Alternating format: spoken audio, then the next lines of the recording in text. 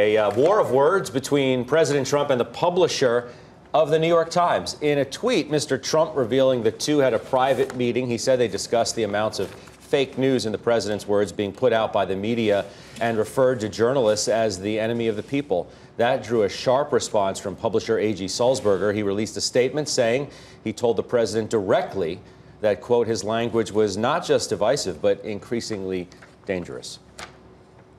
Said without comment. Look.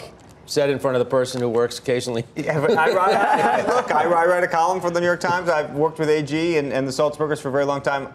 My understanding of both the statement and the meeting were that what he was saying was that speaking about journalists as enemies of the state or enemies of the people has created violence, not, by the way, in the United States just yet, but if you really do look, there's been a remarkable amount of violence in other countries over the past year against journalists. And I think that was the point. I also think that the idea that somehow they were talking about fake news together, which was sort of the sentiment that the president put out on Twitter, was probably not the sentiment. Knowing AG, I can't fathom that he would have stood for that being the sentiment. That he wouldn't have been agreeing with that. I don't think he takes the premise at all of fake news. Right. Right.